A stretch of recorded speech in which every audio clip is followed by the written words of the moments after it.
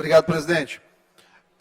Dando continuidade aqui à série de arbitrariedades que têm sido cometidas pelo nosso Supremo Tribunal Federal, a grande questão que muitas vezes a gente traz essas pautas aqui para a Assembleia é porque nós precisamos comunicar, mostrar ao eleitorado que muitas vezes até os deputados federais maranhenses não estão fazendo. Porque lá em cima, praticamente, não tem qualquer tipo de oposição ao governo federal que se encontra. E, lamentavelmente, nós temos que assumir aqui no Estado, muitas vezes, essas situações. Vamos lá. Eles derrubaram, via decisão monocrática, do Cristiano Zanin, que saiu a matéria literalmente lá. Lula pede a Zanin que suspenda desoneração da folha. Zanin atende. Como é que isso pode ser, de fato, mostrado com o tempo, como uma nomeação que respeita a moralidade tão viva dentro da Constituição, pelo menos, e tão assassinada diariamente, todos os dias fora? Então, uma PEC que foi aprovada, teve sua eficácia limitada no tempo, suspensa, por uma decisão de apenas um ministro. 2 casas legislativas foram usurpadas. E, olha, não atendeu a questão da liminar, porque não tinha nenhuma urgência. Por quê? Porque a desoneração da folha é algo que já existe há muito tempo. Era uma prorrogação. Então, se tivesse que suspender alguma coisa, seria a extensão da desoneração para os municípios. Mas o Zanin, jogando o jogo do Lula, como a maioria dos ministros do Supremo tem feito, está aí, mais uma vez, impactando o país, e se não for resolvido no curto prazo essa situação, nós vamos ter uma geração de desemprego altíssima. Empresas já falando em demissão, afinal, são 17 setores da economia que são afetados. O ministro da Fazenda, da Economia, Fernando Haddad, ele não consegue ver outra coisa que não seja receita. Falar em corte de despesa, nada. Falar em redução de custos de viagem, de gastos com reformas do Palácio, mobília, privilégios ao alto funcionalismo do setor público, nada disso. A gente só vê aí o país aumentando a despesa e o ministro da Fazenda correndo feito um louco atrás de dinheiro para tapar buracos. Afinal, governos de esquerda gastam muito e gastam mal. Não poderia deixar também de trazer aqui a situação absurda do Hospital da Criança, que também chegou para a gente. Nos últimos dias, as crianças do hospital, eles fizeram aqui, a imprensa que é alinhada à prefeitura e é contra o governo, fizeram um escarcéu porque faltou comida no dia do evento da pessoa com deficiência. É justo, é pertinente, faz todo sentido a crítica. Porém, eu não vi um ai com as inúmeras denúncias que nós temos de comida que chega para as crianças 3 horas da tarde. Imagina a situação em que uma criança vai almoçar 3 horas da tarde, uma comida em geral fria, por falta de estruturação básica do hospital. São as coisas que eu fico sempre pensando. Querem fazer inauguração de obra, mas não querem custear os serviços. Eles querem inaugurar, muitas vezes, creches e escolas, mas não têm o dinheiro planejado do papel higiênico da escola.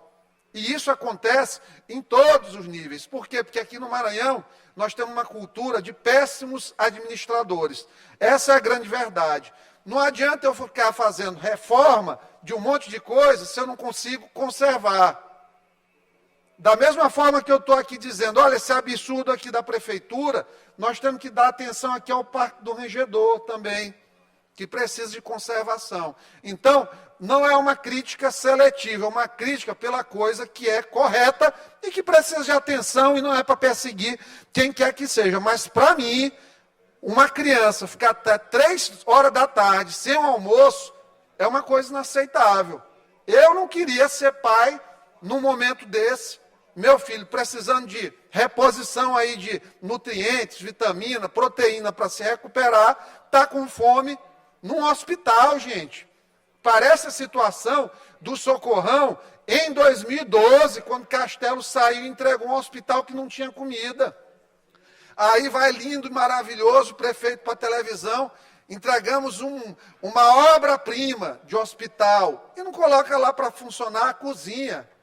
Então, assim, falta gestão, fazer obra, assinar ordem de serviço, se ensinar o macaco, ele assina. Agora, saber como, no longo prazo, aproveitar a obra de infraestrutura, aproveitar o potencial do equipamento hospitalar, saber como funciona o hospital de verdade, a compartimentalização das funções e dos serviços, infelizmente, ainda não teve esse em São Luís, lamentavelmente.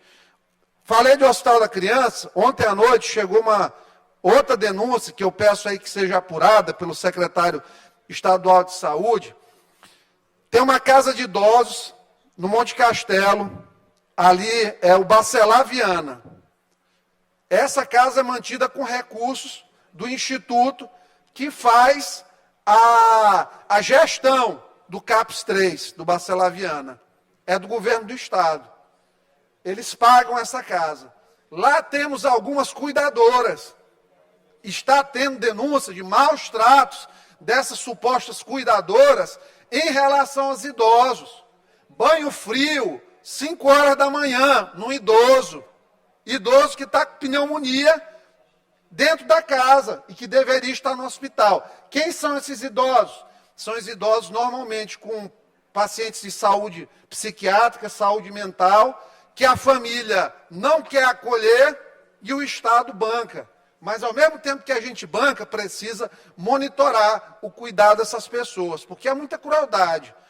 Acordar um idoso 5 horas da manhã para um banho gelado é coisa realmente que a gente não pode aceitar. Eu tenho certeza que o secretário não compactua com isso. Mas fica aqui registrada a minha indignação e eu peço que ele também se some a essa indignação e que seja resolvido a situação. O 8º ponto aqui, que precisa ser feita a reflexão, é em relação a essa perseguição seletiva a obras que tem. Fizeram o maior escarcéu por conta do viaduto ali da Holandesa. Eu concordo. Não finalizado, ele é horrível. Não finalizado, ele é feio mesmo. Agora precisa ter a finalização da obra para que se possa emitir opinião. Uma coisa se tem certeza, acidentes ali com pedestres praticamente vai reduzir a zero. Pode acontecer do motorista alcoolizado ou em alta velocidade, eventualmente sair do viaduto como se fosse uma rampa e desabar ali abaixo. Mas em termos das condições normais de temperatura, pressão e direção, não é para ter mais acidentes ali. Então, assim, custou 10 milhões de reais. Quanto é que custa a vida?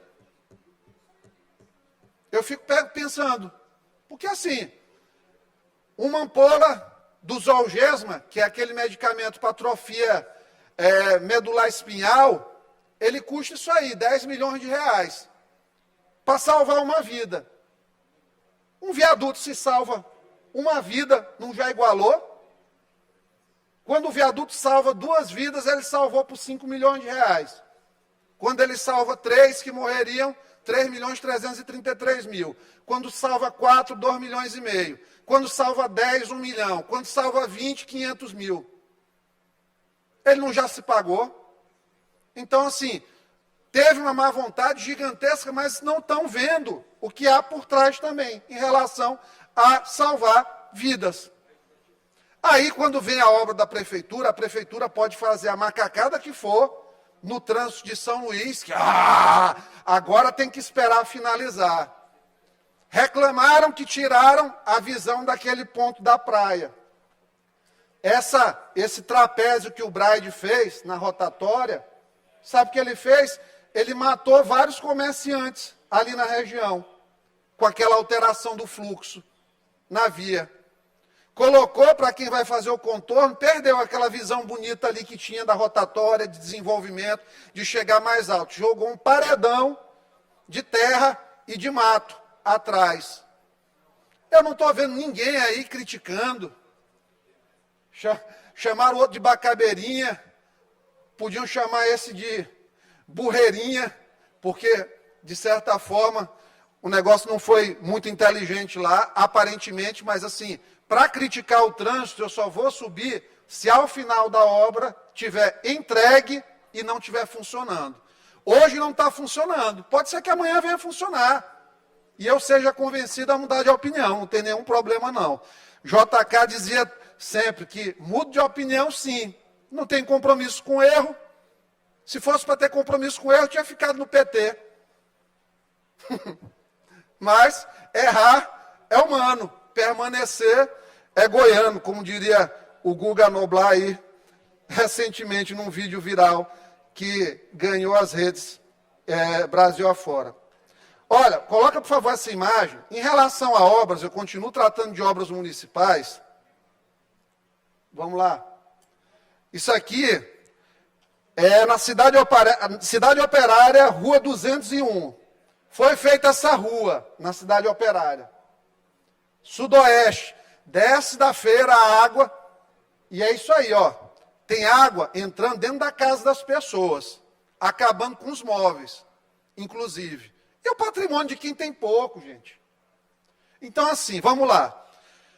Nós sabemos aqui, uma piscina, ela é feita para acumular água. Normalmente se coloca o quê?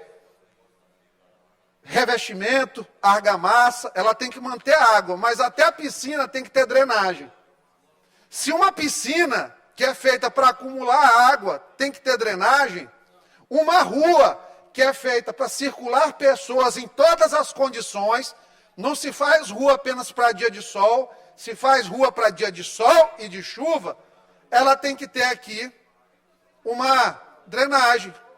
E aí eu digo, sem sombra de dúvidas e sem medo de errar, que nós temos aqui uma prefeitura e uma CEMOSP muito limitada. Porque o secretário, ele é um cara, eu vejo ser um cara muito educado, ele se empolga com as coisas, meu viaduto está lindo, essa obra é uma obra de arte, mas para fazer uma ruazinha na Cidade Operária, está aí, ele não consegue fazer uma drenagem. Tem coragem de entregar um piscinão na Cidade Operária. Por quê?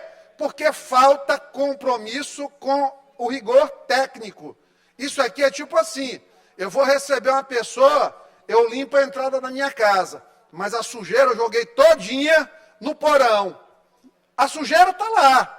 Da mesma forma, eles estão tratando a Cidade Operária como sujeira aqui. Porque as obras para holandeses, para esta área onde as pessoas de maior concentração de renda, que eles dizem que são formadores de opinião estão, elas têm um capricho especial. Eu tenho que dar meu braço a torcer em relação a isso. Não tem problema nenhum. Tem obras que às vezes pecam aí pela estética. É muito vício nessa coisa verde da prefeitura, para dizer que é obra da prefeitura. Placas feias, de péssimo gosto, que são colocadas, que são verdadeira agressão visual à cidade. São placas muito feias, mas estão colocadas. Então, assim, o que é bom, não tem problema nenhum de admitir, mas, assim, no geral, é feito de maneira descuidada. Então, as pessoas nessa rua estão sofrendo, me pediram, pelo amor de Deus, para passar esse vídeo, para ver se o prefeito faz alguma coisa. Pelo amor de Deus, prefeito, quando fizer rua, faça drenagem também, porque não adianta entregar piscinão, porque depois aí começa buraco, o idoso se acidenta, leva para o socorrão, está lotado, aí a pessoa morre. Então, tem que ter uma verdadeira noção do que é administrar. Administrar não é só assinar ordem de serviço, inaugurar a obra, ficar se autopromovendo. Ah, porque estamos aqui com 400 obras fazendo. Cadê? Cadê obras mal feitas? Outro dia, 2 escolas já que ele entregou pegaram fogo, pane elétrica. Por quê? Feita a toque de caixa, mal construída. Não são meros problemas de obra. São situações que se somam num quadro de falta de compromisso na gestão com a qualidade. Não é apenas probleminha de obra. Obra todo mundo sabe que tem pós-obra para fazer realmente, mas isso aí é rotina. Obras mal feitas e inacabadas. Vamos lá. 2 situações em relação aqui que me pediram também para falar. para pedir, eu já mandei até para o secretário de Educação, vice-governador Felipe Camarão, que deve estar lá sem dinheiro. Então, pedir para a CEPLAN, pelo amor de Deus, mandar dinheiro para a SEDUC, porque os alunos do Coelho Neto estão há 2 semanas sem papel dentro da sala de aula, para fazer prova. Então, assim, para a CEPLAN, enviar recursos para a SEDUC, para comprar papel em regime emergencial. E os alunos da Joaquim Aroso, aqui na Raposa, me mandaram ontem também um vídeo de um aluno passando mal dentro da sala de aula, pedindo, pelo amor de Deus, para eu chamar a atenção para isso. Porque o colega passando mal de calor. Então, peço à Secretaria de Educação que dê uma olhada com carinho nisso aí. Eu tenho certeza que o secretário Felipe, sabendo disso aqui, vai procurar resolver, mas vamos ser mais rápidos na solução, porque a gente precisa, os alunos precisam. Não dá para se igualar com o município que tem 11 mil crianças fora da sala de aula. Não dá para se igualar com o município que começa agora, vai inaugurar a escola para começar no letivo no meio do ano. Não dá para se igualar ao município e não cumprir promessa de creche e construção de creches que foram prometidas. Dezenas de creches foram entregues aí, nem 6 ainda, ao todo. Então, são todas coisas que não dá para se igualar com o município, já que hoje em dia tem essa disputa aí.